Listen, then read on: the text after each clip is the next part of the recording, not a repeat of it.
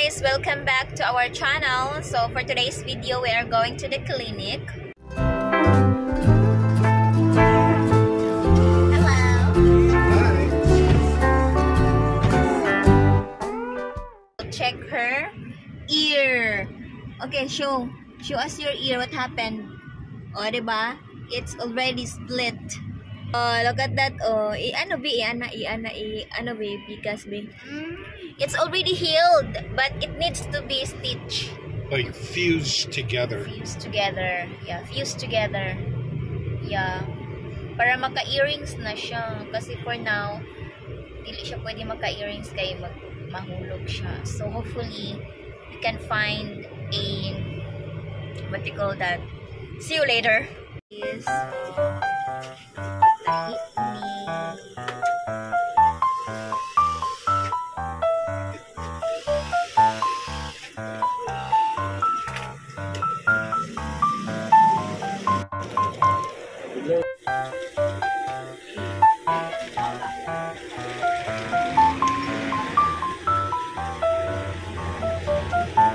this is from Shein. Tapos ang isa ya white.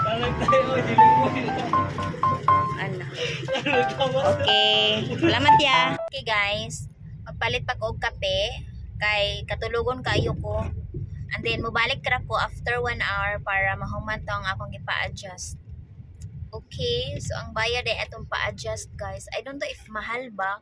150 each tong blouse nga akong ipa-adjust. Kay dako ra kay siya. Kay I thought medium ko sa Shein. Pero ano dai ako. Small. Kunyari small. Pero large na rin ay. Pero dako gid siya size guys. I don't know why. So kani, ang among appointment ganina, balik rami ugma. Kay wala ang doctor. The doctor is out today. Maybe. Sa takaron, nata sa coffee shop. Ikuha niya ang among order.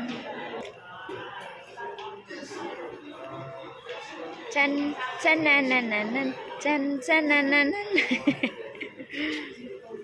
Coffee is life in the Philippines. Asa mo to ako ta? Sus naara si Madam. Madam, nari mong bread, Madam.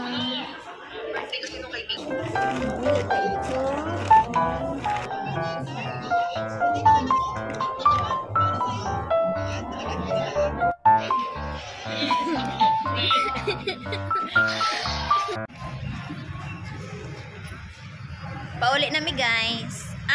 We're going to pick up the mga damit na pinaayos ko. Kukunin na namin kasi it's almost an hour. So let's go. Hala! Nakita na!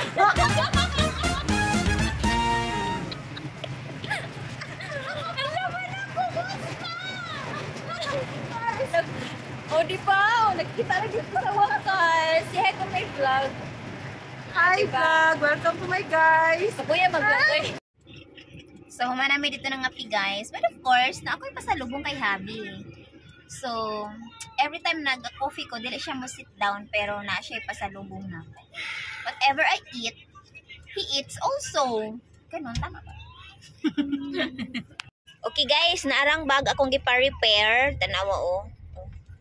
Ipa-repair na ako para everyday kuno ni sa akong manghod ganahan ka na siya kay ganahan siya ani kay kuan sa tawag ana kanang baga ba for everyday use kay natanggal manggod ang iyahang kaw yang handle kay sa una magud nag-work ko kay mga bato akong dala maong natanggal buing so ako na lang pong gipadobolan ang kanin diri. So kani mong naingana yung itsura kay nag-attempt mi og kuan kanang tahi sa dihang gahi kaayo di madalag dagom girl. So gidala na gyud nako siyang sastre. So mao na ni siya nindot ba ni siya nga bag koseon ti karon. Kose